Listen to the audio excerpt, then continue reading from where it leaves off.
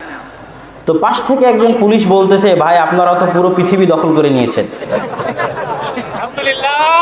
আলহামদুলিল্লাহ। একদিন বাসায় আছি, 11টা, সাড়ে 11টা, 12টা এরকম সময়। তখন সবাই মাদ্রাসায়, জামিয়া সালাফিয়া ডাঙ্গিপাড়া রাজশাহী, বাড়িতে কেউ নাই। তো গেটে বাড়ি হচ্ছে।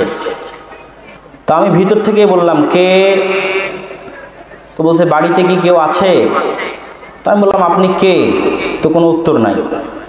আবার যখন গেটে বাড়ি দিল, তখন বের হয়ে বারান্দা থেকে দেখলাম যে পুলিশ দাঁড়িয়ে আছে, 2-3 জন পুলিশ। তা আমি একটু আশ্চর্য হলাম যে এখন তো আগে পিছে কিছুই নাই, যে 2টা কেস আব্বুর নামে আছে সে 2টা কেস তো জামিন চলতেছে, এই মুহূর্তে হঠাৎ করে পুলিশ কেন? কিছু তো ঘটেওনি।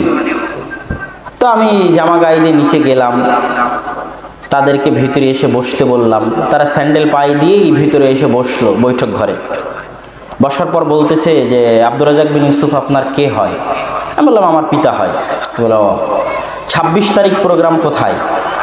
তো বললাম, আমার আবার স্মরণ ছিল এই জন্য যে আমারও প্রোগ্রাম আছে, এই জন্য আমার স্মরণ ছিল। আমি বললাম, খেতলাল জয়পুরহাট। তো বলে, হ্যাঁ ঠিক বলেছেন, আমরা ওখান থেকে অভিযোগ এসেছে, এই জন্য এখানে এসেছি। তো আপনারা কয় ভাই কয় বোন? তো বললাম, আমরা 3 ভাই 2 বোন। আপনি কি করেন? আমি মদিনা ইসলামী বিশ্ববিদ্যালয়ের ছাত্র। বলছে, দেশে কতদিন পর পর আসেন? বললাম, সাধারণত বছরে একবার দেশে আসি। আপনি ওখানে কিভাবে পড়াশোনা করেন? খরচপাতি কে দেয়? আমি বললাম, এটা স্কলারশিপ, বৃত্তি, সৌদি সরকারের বৃত্তি পেয়ে গেছি, সৌদি সরকার খরচ বহন করে, বাড়ি থেকে কিছু দেওয়া লাগে না। তো বলে, আপনার পরের ভাই সে কি করে? আমি বললাম, সেও ছাত্র। কোথায় আছে? আমি বললাম, ভারতে। ভারতে কোথায়? বললাম, জামিয়া সালাফিয়া বানারস আহলে হাদিসদের সবচেয়ে বড় প্রতিষ্ঠান ভারতের, সেখানে আছে। কতদিন পর পর দেশে আসে? আমি বললাম, ভিসা করে যাই। ভিসার নিয়ম হচ্ছে, ভারতের ভিসার ট্রানজিট ভিসা 1 বছর বা 5 বছরের ভিসার নিয়ম হচ্ছে প্রতি 3 মাসে একবার বাংলাদেশে ঢুকতে হয়। তো সে প্রতি 3 মাসে একবার বাংলাদেশে ঢুকতে বাধ্য, এই জন্য প্রতি 3 মাসে একবার তাকে বাংলাদেশে ঢুকতে হয়। তখন তারপরের জন কোথায়, কি করে? আমি বললাম, তারপরের জন্য ছাত্র। কি করে, কোথায় আছে? মিশরে আছে।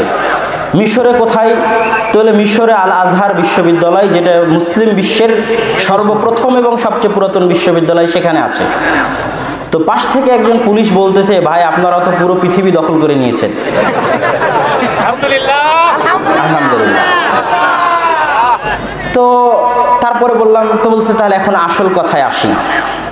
আপনার পরের কথা এখনো শেষই হয়নি। আপনার পরের 2 বোন? বললাম, একজন অনেক ছোট্ট, আর একজন কোরআন হিফজ করেছে, আম্মার সাথে মহিলা মাদ্রাসায় পড়ে। তো আসল কথায় আসি, এই প্রোগ্রাম জয়পুরহাট খেতলাল থেকে অভিযোগ পাঠানো হয়েছে। কি অভিযোগ? সন্ত্রাসবাদ, জঙ্গিবাদের সাথে তাদের কোনো আলামত, কোনো কানেকশন আছে কিনা, এই হচ্ছে অভিযোগ।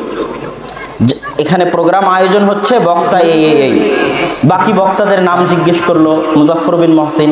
আমি বললাম, আপনি যে রাস্তা দিয়ে ঢুকেছেন ওই রাস্তার কিছু সামনে গেলেই তার বাড়ি। বয়স কত? বললাম, বয়স এরকম। তারপরে মিমামউদ্দিন বিন আব্দুল বাসির। আমি বললাম, যে রাস্তা দিয়ে এসেছেন এই রাস্তায় আরও কিছু দূর সামনে গেলে একটা মসজিদ পাবেন হাতের বামে, সেখান থেকে একটা গলি নিচে নেমে গেলে ওখানে তার বাড়ি। বয়স কেমন? তো বলে, বয়স এত। তো যখন সন্ত্রাসবাদ, জঙ্গিবাদের কথা বলল, তো তখন আমি তাদেরকে যে কথাগুলো বলেছি সেটা তো কিছু বক্তব্যের মধ্যে আসবেই। তো তখনই প্রোগ্রামের আয়োজক যারা, তারাও জানে যে এইভাবে পুলিশ গেছিল। তো তখন তারাও অনুরোধ করেছিল যে বক্তব্যে আপনি আলোচনা করলে সন্ত্রাস এবং জঙ্গিবাদ বিষয়ে আলোচনা করুন।